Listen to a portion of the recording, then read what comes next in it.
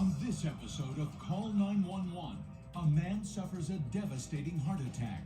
911 rescue crews and hospital staff use cutting-edge technology in a desperate attempt to save his life.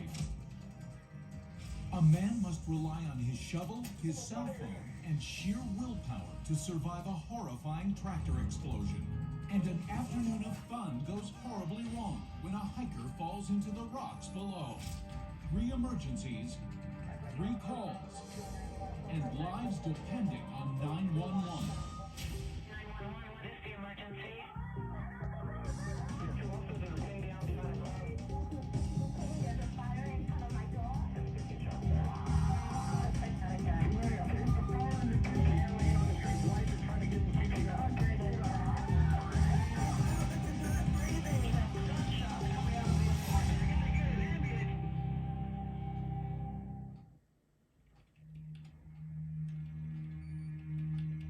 Fire rescue, tell me exactly what happened.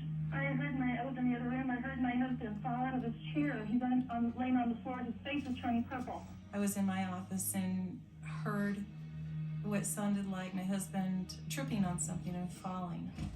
And I called out to him and he didn't answer. So I stepped out of my office and looked down to where his office was and saw that he had fallen on the floor.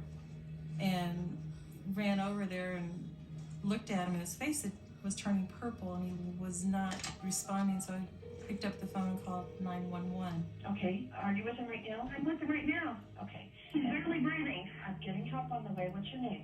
My name is Cindy Hirschfeld. Okay, Cindy. Are you, how old is he? He's 55. Kim, stay with me, honey. Come on, stay with me. When I started the call, I put it in as a fall victim, not quite sure where to go with it. So I started asking more questions. Come on, baby. Come on. Roll him over on his back while I'm asking you these questions. Okay, do the best you can, because that's the only way we're going to be able to help him here. Kim, come on. What I want you to do, if you're right by him right now, again, is lay him flat on his back, on the ground, and remove any pillow. Come on, Kim. Come on. I tried to get her to roll him on his back so that we could start CPR. And she said that she couldn't do it. Put one hand like down by his side, and then roll him over on that side so that you can push him onto his back if you can.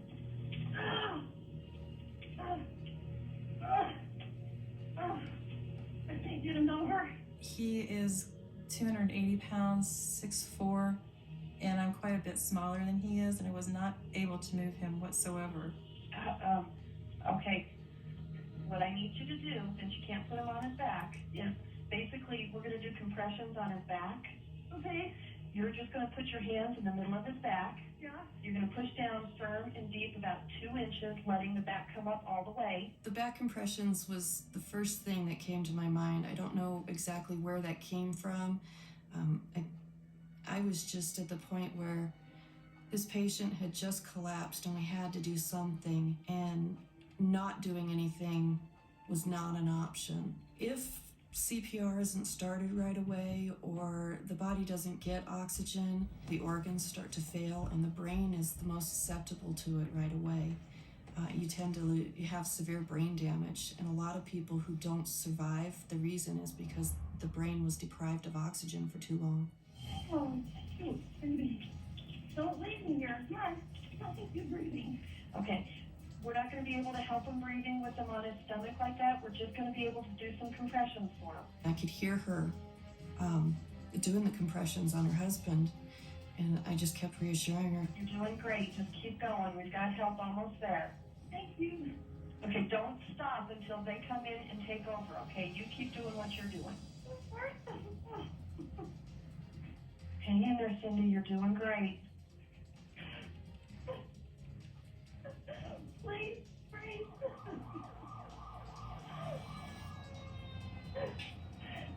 You are emotionally invested with the caller. You develop a rapport and become emotionally attached to some of these calls.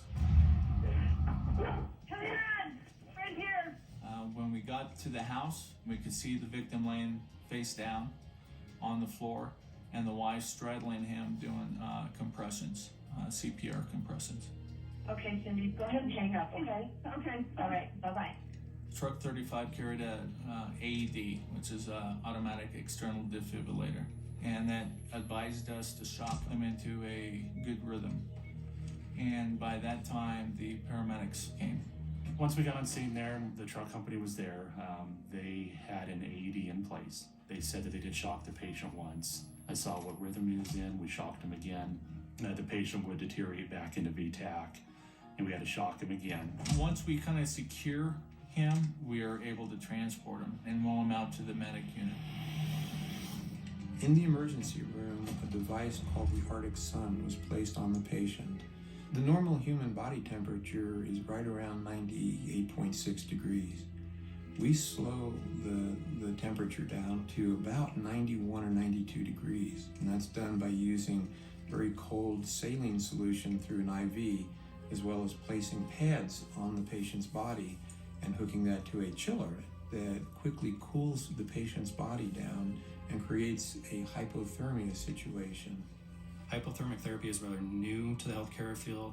It was witnessed with patients that had near drowning in very frigid waters, things of that nature, where after they were resuscitated in the hospital setting, they found that their brains or their mentation, their ability to return to their own personalities was maintained. And so there was a correlation between cold temperatures and that type of recovery. We then take the patient very quickly to the cardiac cath lab. The plan was to, if he survived neurologically intact, to put in an implantable defibrillator.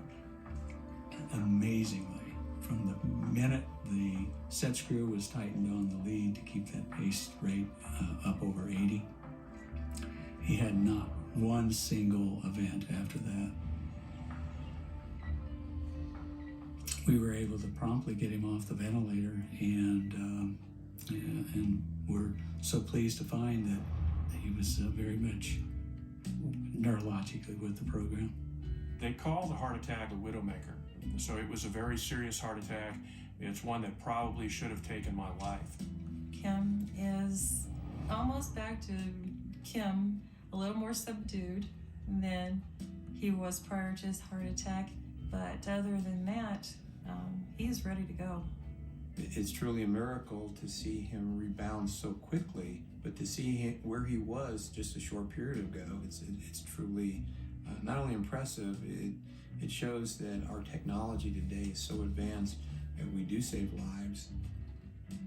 Any day that I've given that has extended my life is a gift from everyone who extended that care to me. All of them are just, it was a gift to me. They all gave me a gift that I never can repay. Why is it so important to begin CPR immediately after a heart attack? Stay tuned for the answer.